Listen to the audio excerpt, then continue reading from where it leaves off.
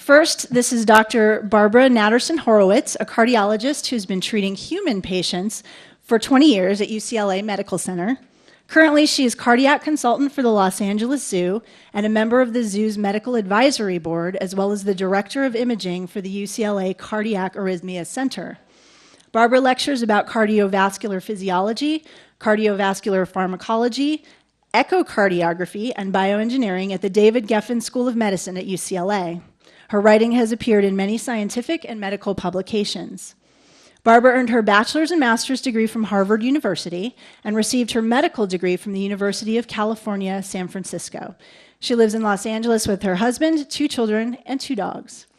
I'd also like to introduce Kathryn Bowers, who writes about health, biology, and evolution. She teaches writing at UCLA and began her career in journalism as a staff editor of The Atlantic Monthly. She also worked with James Fallows, the Washington editor of The Atlantic, and for CNN International in London. Kathryn later served as an assistant press attaché at the United States Embassy in Moscow, where she received a State Department Meritorious Honor Award for her service. Kathryn holds a bachelor's degree from Stanford University and lives in Los Angeles with her husband, child, and 1 dog. Barbara and Kathryn are here today to discuss their book, Zoobiquity, What Animals Can Teach Us About Health and the Science of Healing.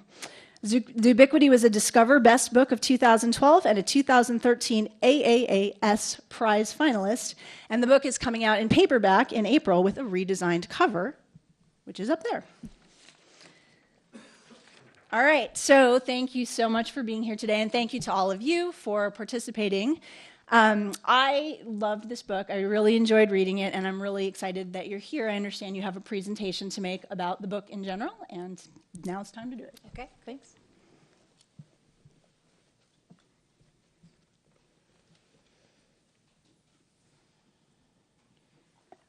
Well, hello, and this is good. It's working. Kathryn and I are really delighted to be here today to talk about our book, and we'd love to, when we finish the presentation, get questions from you, and we're really interested in what people who are interested in animals and health are thinking about these kinds of connections. So let me tell you my story. I was, about 10 years ago, happily practicing cardiology at UCLA Medical Center. I was seeing patients with heart failure and heart attacks, atrial fibrillation, typical, cardiology kind of stuff. And then I had this really wonderful opportunity to become a member of the LA Zoo's Medical Advisory Board. So zoos around North America, they have expert veterinarians who have boards in zoo medicine. They're highly, highly trained.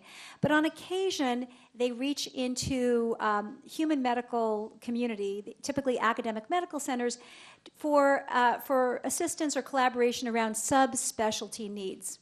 And in my case, because my specialty was cardiac imaging, they happened to have a need for some cardiac imaging for some of their great apes. So I had this wonderful opportunity to go to the zoo, sometimes. So I would typically be working here at the medical center at UCLA. I'd get a call from one of the veterinarians, and I'd go to the zoo. And I remember one of the earliest cases I was called for. The veterinarian called me, and he said, "Hey, Barb, we've got a chimpanzee who's woken up with a facial droop."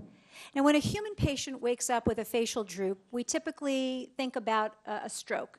And one of the next diagnostic steps that we take is to do a kind of echocardiogram, a kind of cardiac ultrasound that looks inside the heart to see whether there's anything inside of the ventricle or on one of the heart valves that could have caused the stroke. And that's what they wanted me to do at the zoo. So I jumped into my car when I got the call, and I drove here to this beautiful state-of-the-art hospital at the Los Angeles Zoo. It's the Gottlieb Animal Health and Conservation Center. And I remember walking into the examining room for the first time, and this chimpanzee had already been sedated. She was on a ventilator, much in the way my human patients, who I'm going to do this procedure on, have already been. And I walked over to the patient, and I took my probe. I slid it into the back of her throat, as I do with human patients, and I slid the probe down, and this is what I saw. A 4-chamber beating heart, a left ventricle, a right ventricle, left atrium and right atrium, and it looked almost identical, if not identical, to the tens of thousands of human hearts I'd been seeing for over 20 years. And for a moment, I was surprised. But I was almost immediately surprised at my surprise, because I knew that we were closely related to chimpanzees. I think probably everybody in this room knows that our closest common ancestor is the chimpanzee. And we had a common ancestor with chimps somewhere between 5 and 7 million years ago. So we were closely connected. And I think everyone has heard about this important scientific discovery revealing that that we have a nearly identical human genome. Nearly 99%, the chimp and the human genome are the same. So I knew these things scientifically, and yet I felt a kind of surprise. Why? Well, it wasn't so much the shared anatomy, it was the shared pathology, that is, the shared disease. Because what I was looking at, when I was looking at this cardiac ultrasound, was a disease process. If you'll notice here, this is the right atrium of the heart. These balls that are bouncing there, those are blood clots. And those blood clots are inside of a right atrium that's too large. And the left atrium here, it's too large. And there are changes at the ventricles that are abnormal. And I realized as I was looking at that echocardiogram that this animal had the same rare form of heart failure that many human patients that I had taken care of had, with the same collection of blood clots in the increased atria.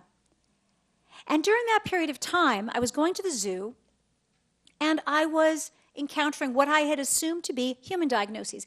I ruled out a heart murmur in a macaw. I helped the veterinarians look for something called constrictive pericarditis in a sea lion. And in this picture, I'm listening to the heart of a lion after a procedure that the veterinarians and some physicians did collaboratively to remove a significant amount of fluid from the sac around her heart.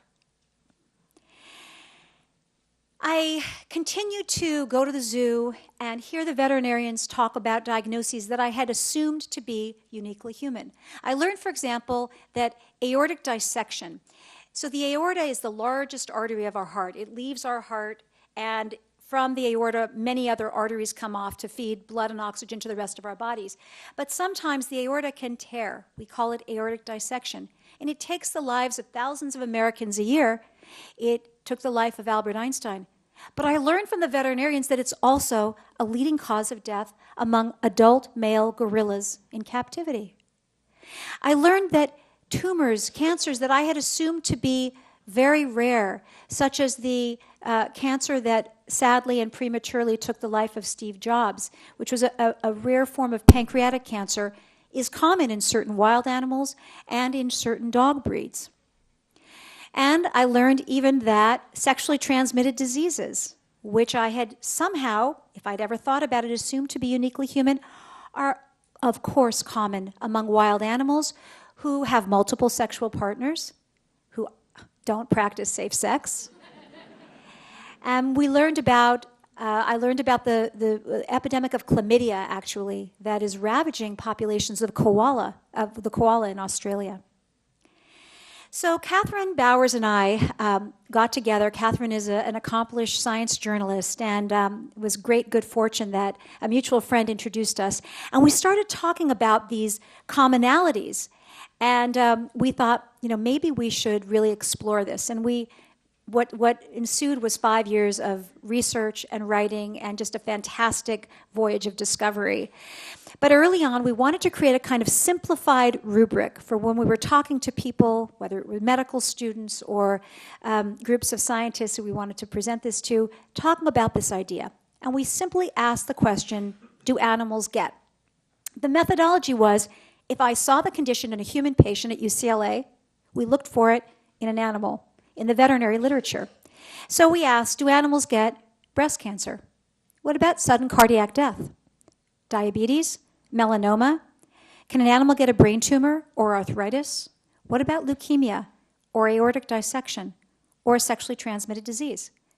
And to each and every one of these questions, we got the answer, yes. Now, as an aside, I should tell you that when we give this lecture to groups of veterinarians or veterinary students, they all look at this and they're like, yeah, duh, of course. This is what we do. We take care of these diseases. Veterinarians are taught comparatively from the first day of school. But when I show this slide to groups of physicians, and many of them are very